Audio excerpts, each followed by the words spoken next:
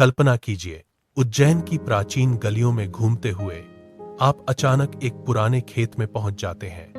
किसान हल चला रहा है, लेकिन हल की नोक किसी धातु से टकराती है। मिट्टी हटाते ही सामने निकलता है एक शाही सिंहासन, सोने, जड़े, आकर्षक, नक्काशीदार, और उसकी सीढ़ियों पर 32 खूबसूरत अप्सराएं खड़ी हैं, जो मानो जीवित होकर बोलने वाली हों। किसान डर कर भागता है। खबर पहुंचती है राजा भोज तक। वे उत्सुकता से सिंहासन को अपनी राजधानी धार लाते हैं, लेकिन जब वे उस पर बैठने की कोशिश करते हैं तो अप्सराएं जाग उठती हैं और चुनौती देती हैं। क्या आप विक्रमादित्य जितने उदार, वीर और न्यायप्रिय हैं? यह कोई साधारण कहानी नहीं, बल्कि सिंहासन बत्तीसी की शुरुआत है। एक ऐसी लोक कथा जो राजा भोज और विक्रमादित्य को सदियों के फासले के बावजूद एक दूसरे से जोड़ती है। आज हम इसी रहस्य को खोलेंगे। क्या वे एक ही थे या अलग अलग? इतिहास क्या कहता है, लोक कथाएं क्या गाती हैं, और अनोखे तथ्य क्या छुपाए हैं? यह सफर आपको बांधे रखेगा। वीरता, रहस्य, विज्ञान, जादू और राजसी गौरव से भरा विक्रमादित्य, किंवदंती का सूर्य जिसकी रोशनी सदियों तक चमकी। विक्रमादित्य नाम सुनते ही मन में एक छवि उभरती है। उज्जैन का वह राजा जो शकों को रौंदता हुआ आया, न्याय का देवता, विद्वानों का संरक्षक और वेताल की कहानियों का नायक। लेकिन क्या वह वास्तव में अस्तित्व में था? ऐतिहासिक रूप से विक्रमादित्य एक उपाधि थी, जिसका अर्थ है वीरता का सूर्य। कई राजाओं ने इसे धारण किया, लेकिन लोकप्रिय किंवदंती में विक्रमादित्य 57 ईसा पूर्व के आसपास उज्जैन के राजा माने जाते हैं। उन्होंने विक्रम संवत की शुरुआत की, जो आज भी भारत में चल रहा है। कथा कहती है कि उनके पिता का नाम गंधर्वसेन या गर्दभिल्ल था।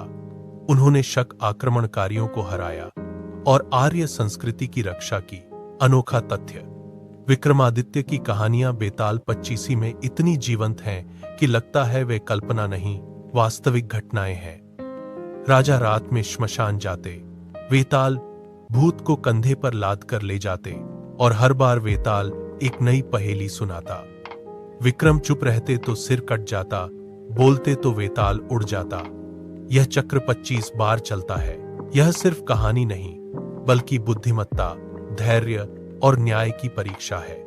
कुछ इतिहासकार उन्हें चंद्रगुप्त द्वितीय, गुप्त साम्राज्य 375 415 ईस्वी से जोड़ते हैं, जिन्होंने शकों को हराया और उज्जैन को दूसरी राजधानी बनाया। कालिदास जैसे महाकवि उनके दरबार में थे। लेकिन लोक कथाओं में विक्रमादित्य 21वीं शताब्दी ईसा पूर्व के हैं। यह भ्रम इसलिए है क्योंकि विक्रमादित्य उपाधि कई राजाओं ने ली। गुप्त काल के राजा हर्षवर्धन और यहां तक कि हेमू सम्राट हेमचंद्र विक्रमादित्य भी। रोमांचक अनोखा तथ्य, एक कथा में विक्रमादित्य को इंद्र का दिया सिंहासन मिला, जो अप्सराओं से सजा था। सिंहासन पर बैठने वाला राजा अमर ज्ञान और शक्ति पाता था, लेकिन विक्रमादित्य के बाद यह गायब हो गया।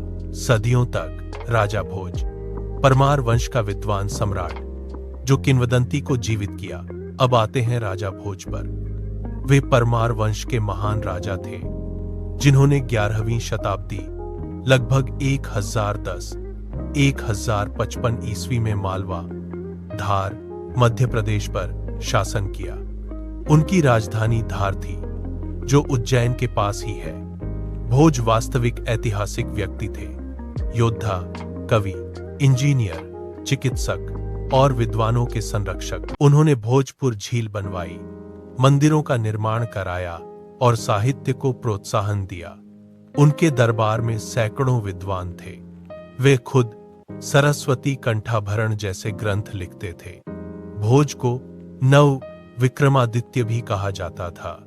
अनोखा तथ्य, राजा भोज इतने विद्वान थे कि वे 64 कलाओं के ज्ञाता माने जाते थे। उन्होंने आयुर्वेद, वास्तुशास्त्र, ज्योतिष और यहां तक कि विमान विद्या पर किताबें लिखीं, या संकलित की।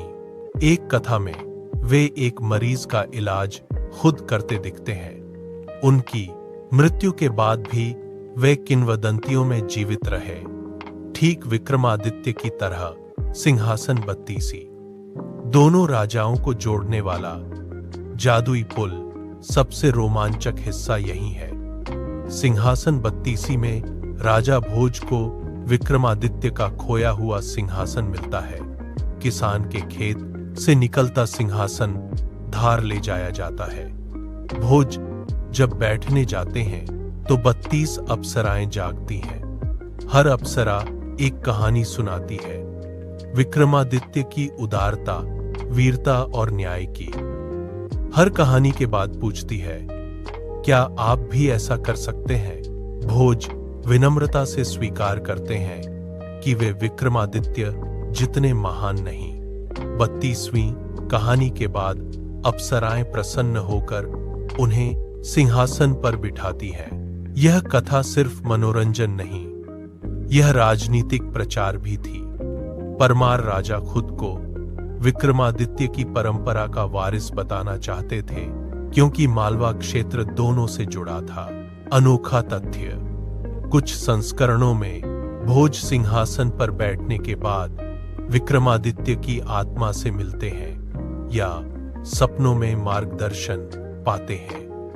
एक कथा में भोज को पता चलता है कि सिंहासन इंद्र द्वारा बनाया गया था और इसमें जादुई शक्तियां हैं जो बैठने वाले को शत्रुओं की योजना पहले बता देता है। क्या वे एक ही थे? इतिहास वर्सेस किंवदंती नहीं, वे अलग अलग थे। समय का फासला लगभग 1100 वर्ष का है। विक्रमादित्य किंवदंती 1वीं शताब्दी ईसा पूर्व, भोज 11वीं शताब्दी ईस्वी। लेकिन लोक कथाओं ने उन्हें एक सूत्र में पिरो दिया। परमार वंश ने खुद को विक्रमादित्य से जोड़ा, शायद अपनी वैधता के लिए। कुछ कथाओं में भोज को विक्रमादित्य का वंशज बताया गया है। रोचक तथ्य, भारत में विक्रमादित्य उपाधि 15 राजाओं ने ली। चंद्रगुप्त सबसे प्रसिद्ध ऐतिहासिक विक्रमादित्य है। भोज को भी नव विक्रमादित्य कहा गया। यह उपाधि उत्कृष्टता का प्रतीक बन गई थी। राजा भोज की उपलब्धियां, विज्ञान और इंजीनियरिंग के अजूबे। भोज सिर्फ योद्धा नहीं थे, उन्होंने भोजपुर शहर बसाया, विशाल तालाब बनवाए जो सूखे में भी पानी देते थे। उनके समय में धार एक शिक्षा केंद्र था। उन्होंने राजमृगांक नामक ज्योतिष ग्रंथ लिखा। एक अनोखी कथा, भोज ने एक यंत्र बनवाया जो शत्रु सेना की गति बताता था। उनके शासन में प्रजा सुखी थी, लेकिन अंत में चालुक्यों और अन्य राज्यों से युद्धों ने उनका राज्य कमजोर किया। फिर भी उनकी याद किंवदंतियों में अमर है। विक्रमादित्य की वीर गाथाएं, कुछ अनसुनी कहानियां। शक विजय, उन्होंने विदेशी आक्रमणकारियों को भारत से खदेड़ा। विद्वानों का संरक्षण, कालिदास, वराहमिहिर जैसे रत्न उनके दरबार में। न्याय, एक कथा में वे वेश बदलकर प्रजा की समस्याएं सुनते थे। अनोखा, वेताल के साथ उनकी 25 रातें, जहां वे मौत के मुंह से लौटते रहे। भोज और विक्रम की तुलना, समानताएं जो बांधती हैं। दोनों मालवा क्षेत्र से जुड़े, दोनों न्यायप्रिय, विद्वान और कलाओं के संरक्षक। दोनों की किंवदंतियां सदियों तक चलीं। भोज ने विक्रम की विरासत को अपनाया। अनोखा तथ्य, कुछ ग्रंथों में भोज को विक्रमादित्य का पुनर्जन्म या उत्तराधिकारी माना गया। भविष्य पुराण में भोज को विक्रम और शालिवाहन का वंशज बताया गया। आधुनिक भारत में इनकी विरासत विक्रम संवत आज भी चलता है।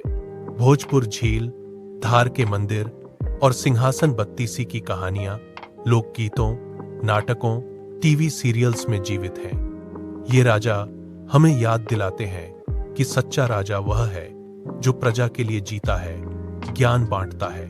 निष्कर्ष, राजा भोज और विक्रमादित्य अलग अलग व्यक्ति थे, लेकिन एक ही आदर्श के प्रतीक। एक ने शकों को हराया, दूसरे ने ज्ञान और कला का साम्राज्य बसाया।